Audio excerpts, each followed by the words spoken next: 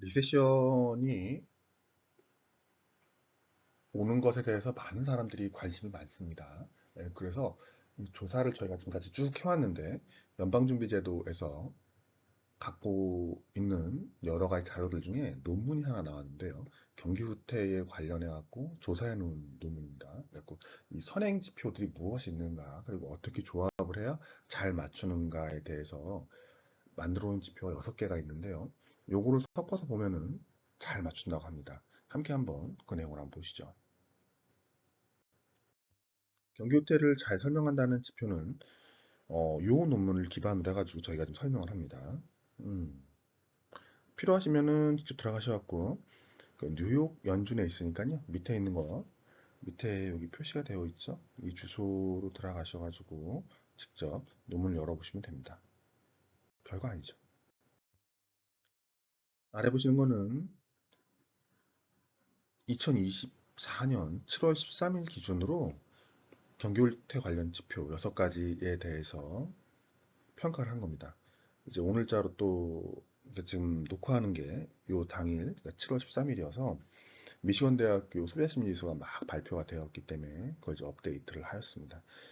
그래서 지금 요 어제까지는 3대 3 정도로 제가 봤었거든요. 지금은 이제 조금 더 밀려서 4대 2 정도로 이제 리세션으로 끌려 들어가는 걸로 보입니다. 아주 빠르게 지금 끌려 들어가고 있습니다. 이제는 주식시장에 들어와 있는 유동성 외에는 다 끌려 들어갔다라고 설명할 수도 있겠습니다.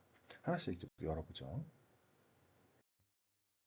어, 6개 지표 중에 3대 3으로 좀 버티고 있었다고 생각을 했었거든요. 근데 이제 어제 변화를 기준으로 해서 이제는 4대 2로 변했기 때문에 리세션으로 끌려 들어가고 있다라고 생각합니다. 저는 이제 작년에 경기호태급에 충격이 있었다는 것이 자료에 여기저기 나오거든요. 그래갖고 이제 경기호태가 바로 오긴 좀 어렵다고 생각했는데 이제 그걸 무시하고 지금 끌려 들어가고 있습니다.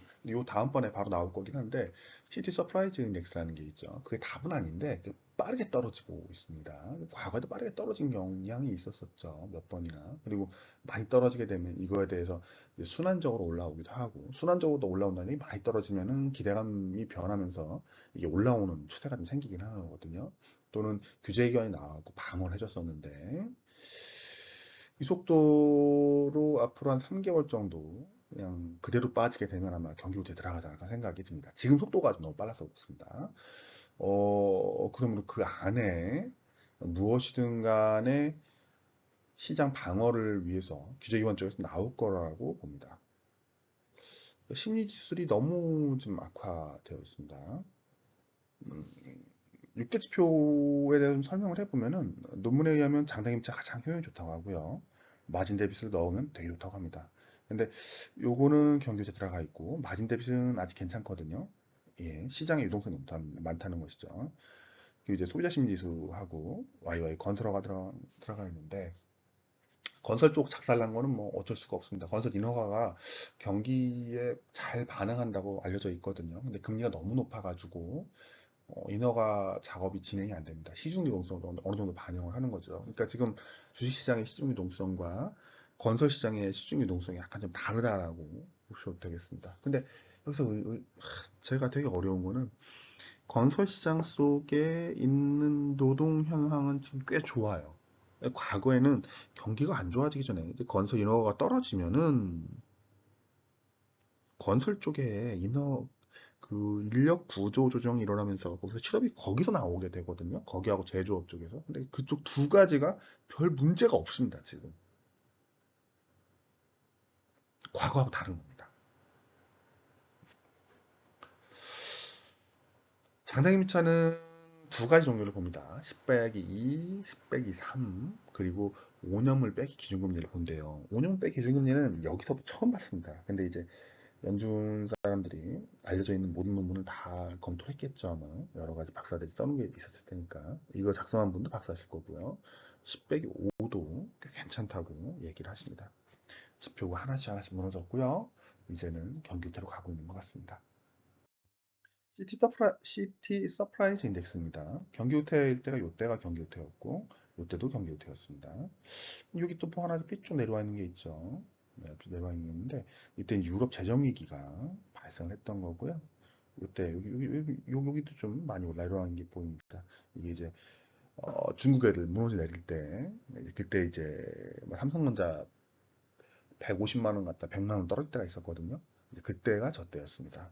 보면 저기 코로나 이후 2022년 10월로 가는 길에 나타났던 이제 하락도 보입니다. 이게 아주 큰 의미는 과거에 안 뒀었습니다. 근데 지표들이 우수수 무너져 내릴 때는 이것도 보는 것도 의미가 있습니다. 그리고 이거 가지고서 여러 설명이 나오게 되거든요. 지금 같은 경우에는 보시지만 한동안 괜찮았었거든요. 쉽게 내려온 게 없었는데 쓱 밀려 내려옵니다. 아주 빠르게 밀려 내려오고 있습니다. 제 눈에 되게 빠르게 보이는데요. 그럼 어떻게 되는 거냐? 이 속도로 빠르게 내려가다 보면은 조만간에 과거 경기호태 수준 위에서 끝나는 그 일간으로 계속 업데이트가 되거든요. 위험 수준에 들어가지 않을까 생각이 들고 이제 그렇게 되면 금리를 내려줘야 되는 상황이 오지 않을까 생각이 듭니다. 이것 때문에 금리를 내리는 건 아닙니다. 이건 이제 기대치하고 실제로 나오는 거, 그러니까 전문가들 기대치하고 나오는 거의 차이를 갖고 만들어내는 거죠. 그러니까 기대치보다 자료가 나쁘게 나오면 마이너스로 돼갖고 떨어지게 되는 건데 지금 마이너스가 자꾸 쌓여간다는 얘기인 거죠. 기대치가 낮아질 겁니다. 그리고 규제기관에서 방어가 나올 거라고 봅니다. 이대로 그냥 쓰러지지 않을 겁니다. 그리고 생각보다 하드 데이터는 그 공식 발표 나오는 거 하드 데이터라고 하고 설문조사하는 거를 소프트 데이터라고 하는데 하드 데이터는 그런 대로 잘 버텨주고 있거든요. 이 정도까지는 아닌데 설문조사 나온 것도 너무너무 나쁩니다. 딴 데서 아마 또 설명할 거긴 한데 미국도 선거를 앞두고서 트럼프 대통령 지지자와 민주당 지지자들 간에 엄청난 싸움이 있거든요. 근데 민주당 지지자들 같은 경우에는 지금 심리가 매우 악화되어 있어서 트럼프가 대통령이 되면은 세상이 망할 거라는 의견을 내놓고 있습니다. 그래서 그분들의 그 심리가 그대로 경기에 지금 서베이 설문조사 할 때 담겨가지고 세상 망할 거라고 보고 답변이 나오고 있다라는 지적이 있습니다. 진짜로 그런지는 잘 모르겠습니다. 그 분석가들이 그렇게 하시는 건데요. 어쩌면 제가 좀 편향하고 있었던 걸 수도 있습니다. 경기 후퇴가 안 올 거라는. 근데 이제 그런 분석도 있고, 일단 자료 나오는 거는 계속 지금 악화되고 있습니다. 미시건 대학교 같은 경우에도 그 설문조사가 되게 촘촘하게 되어 있거든요. 그리고 그분들 중에 당파적으로 민주당 지지자들 쪽에서 엄청나게 좀 안 좋게 그리고 또 그 미국 서부해 한그 사람들이 안 좋게 응답을 하고 있어가지고 저 서베이가 더 악화되었다는 이야기가 있습니다. 근데 서부해안은 거의 경계에 좀 들어가 있습니다. 그 부분도 좀 참조 부탁드립니다. 6개의 경기호태를 잘 예측하는 지표로 설명이 된 위의 논문에서 설명된 것은 장단기 금리차 10 빼기 2, 10 빼기 3, 그리고 국채 5년물 빼기 기준금리, 그리고 주식시장의 전년 동월비, 미시건 대학교 소비자 심리지수 서베이, 그리고 마진 대비, 주식시장에 돈 빌려갖고 주식하는 거죠. 그리고 주택 인허가를 말하고 있습니다. 어,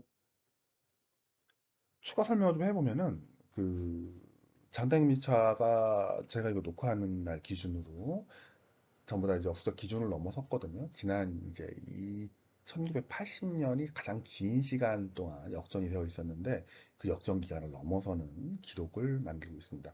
역전 기간이 길면 더 충격이 크냐? 꼭 그런 건 아닙니다. 그거랑 별 상관이 없고 충격은 은행이 무너지냐 안 무너지냐에 걸려 있고요. 그 은행이 무너지는 거라서 그걸 빠르게 손을 쓸 수 있느냐 못 쓰느냐. 손을 못 쓰면은 효과적으로 은행 무너지는 걸 방어를 못하면은 충격이 크고요.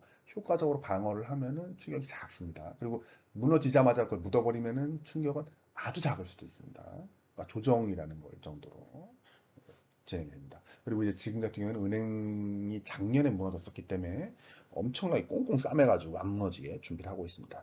10 빼기 2하고 10 빼기 3을 되게 많이 이야기하는데 이 논문에서는 5년물 빼기 기준금리도 역시 장단기죠. 좋다고 말을 하고 있고 마진 데빗의 그 중요성에 대해 설명을 합니다. 그래서 유동성이 시장 유동성, 그러니까 특히 주식 시장 유동성을 잘 반영하기 때문에 마진 데빗의 중요한 얘기가 있고요. 근데 반대편에서는 마진 데빗으로는 부족하지 않는가라는 지적도 있습니다. 그러니까 논문에는 그렇게 안 나왔는데 왜냐하면 이제 지금 같은 경우에는 싱글 옵션 주식이라는 것들이 이제 움직이고 있습니다. 그러니까 주식을 갖다가 옛날에는 현물이라고 하죠. 우리 주식 한 주, 두 주 하고 파는 거. 그걸 현물이라고 부르고 그걸 선물이 있었고 그 선물에 또 파생돼 가지고 옵션이 있었는데 그러니까 지금 같은 경우에는 만약에 애플 주식을 산다면 애플 주식 현물이라는 걸 살 수도 있겠고요. 현 주식을 사는 겁니다.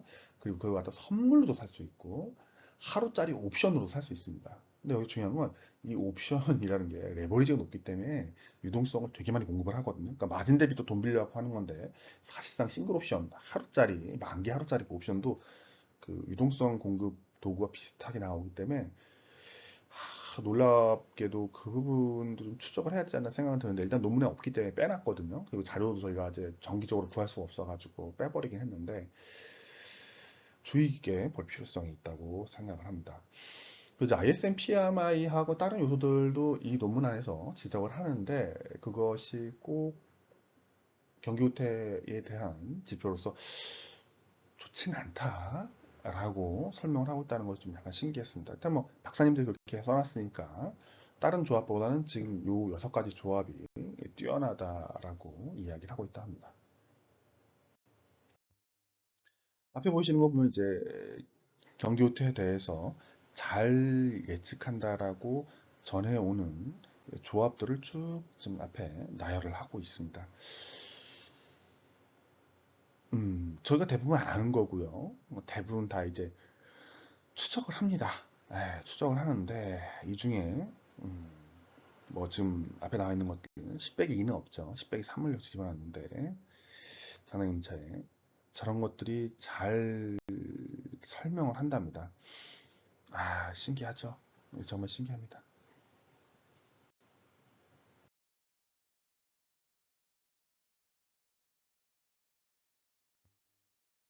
10 빼기 2나 10 빼기 3이나 거기다가 이제 기준금리 빼기 아니 이제 국채 5년을 빼기 기준금리 한 거 해가지고 전부 다 이제 표현해 놓은 표입니다. 그래서 그것이 마이너스 갔다가 플러스 올 때, 그러니까 기존에는 마이너스가 미안 마이너스 딱 들어가면 망할 거야라고 좀 외치고 거기서 철수를 해야 된다라고 말씀드려 왔었는데 이것도 쉽지 않다는 거를 뒤에 이제 경험으로 하다 보니까 느끼게 되는 겁니다. 왜냐면 이제 그 기간 버티는 게 쉽지가 않더라고요.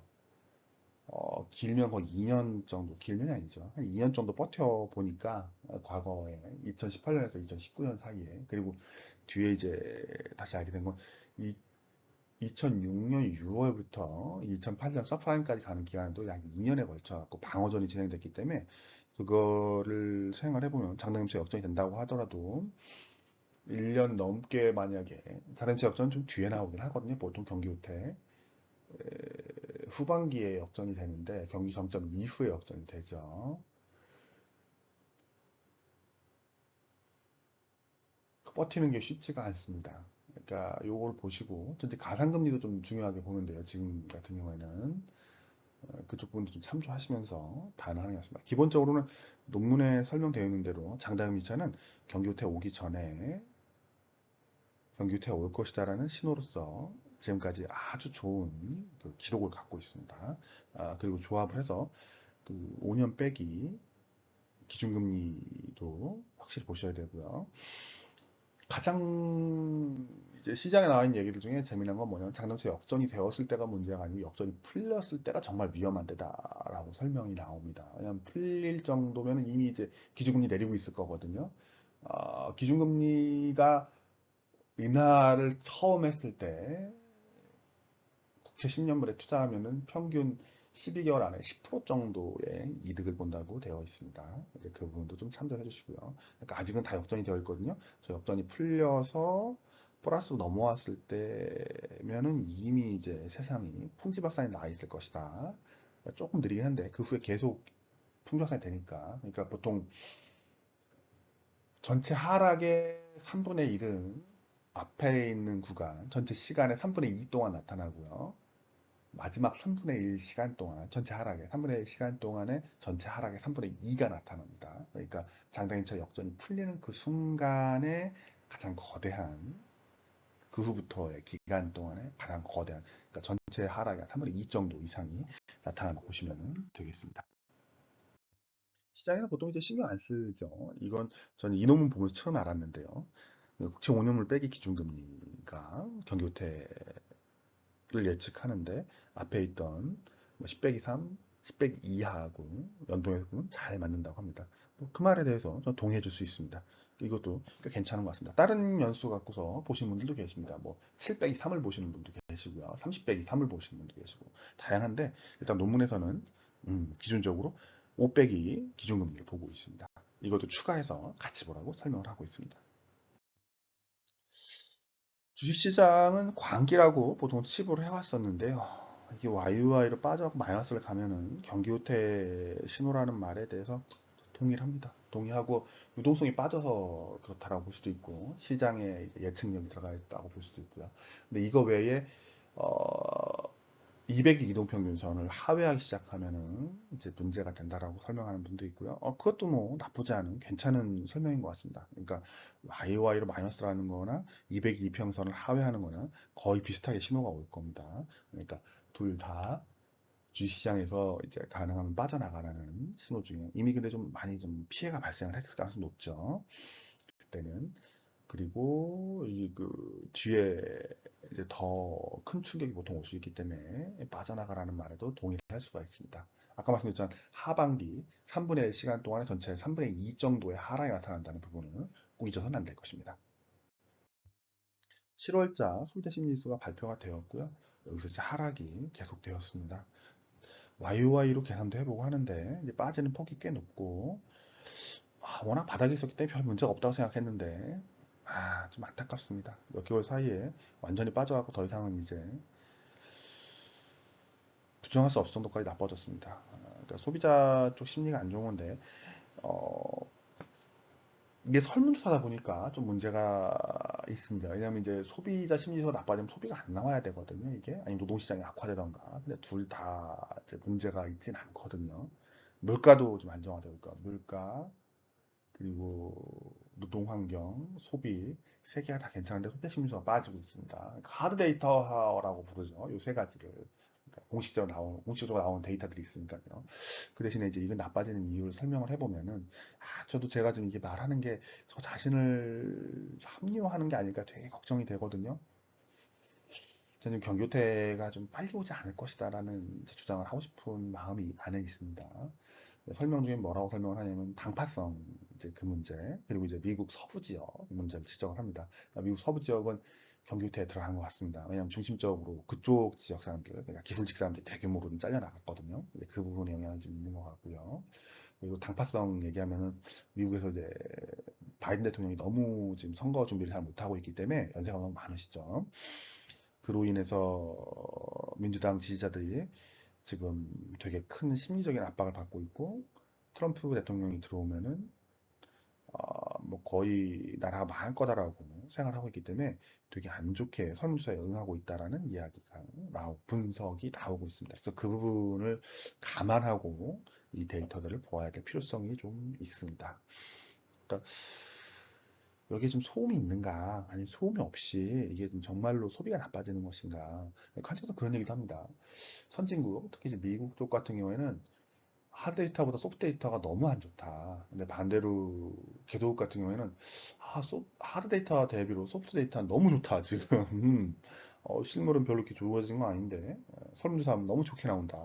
뭐 이런 이야기도 좀 나오고 있습니다. 그것도 좀 참조를 부탁드립니다.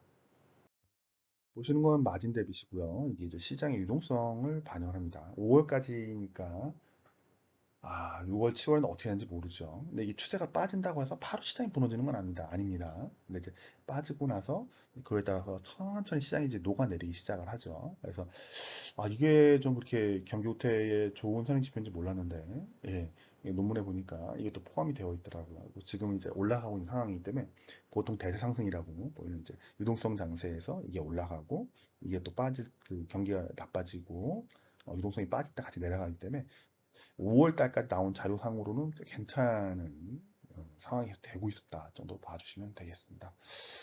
아까 앞에서 말씀드렸지만 다른 유동성 공급 도구, 예를 들면 싱글 옵션이라던가 아니면 ETF들이 유동성 공급 도구로 들어와 있기 때문에 그것도 약간 좀 불안하긴 합니다. 이게 앞으로도 계속 괜찮을까? 이미 바뀐 게 아닐까라는 걱정은 되는데 이제 그럼에도 불구하고 일단 논문 속에 있으므로 지표로 사용하기로 합니다. 신규주택 인허가도 과거에 되게 잘 맞았었습니다. 완벽한 건 아닌데 잘 맞았는데 이유는 실물 경기에 부동산 시장이라는 것이 매우 나쁜 신용을 갖고 있는 그 건설업자들이 많기 때문에 이쪽이 먼저 무너지고 또 먼저 올라오는 경향성이 있어 그렇습니다. 신규 주택 인허가가. 근데 얘가 인허가가 줄어들게 되면 과거에는 같이 노동시장이 같이 무너졌었거든요. 그쪽 이제 건설업 관련 노동시장이. 근데 지금은 안 무너지고 있어요. 그래서 되게 애매한 겁니다. 아, 이게 과거에는 안 그랬었는데 지금 왜 그러지? 예, 그러니까 일단 지금 밀려 내려가고 있는데 밀려 내려간 이유는 금리가 너무 높아서 그래요. 그래갖고 주택을 사람들이 사기가 좀 되게 부담스럽거든요. 그리고 이제 건설업자들이 건설허가를 내기가 너무 어려운 겁니다. 돈 빌리기 어려우니까. 그럼 뭡니까? 세상이 망하면은 금리가 내려가겠죠. 내려가면은 신규 주택 인허가가 올라올 수 있습니다. 그럼 망하면 사는 거냐? 맞습니다. 그래서 서프라임 사태 전이나 과거에 보게 되면은 경기태 오기 전에 먼저 무너지기 시작을 하고 차츰 먼저 무너지죠.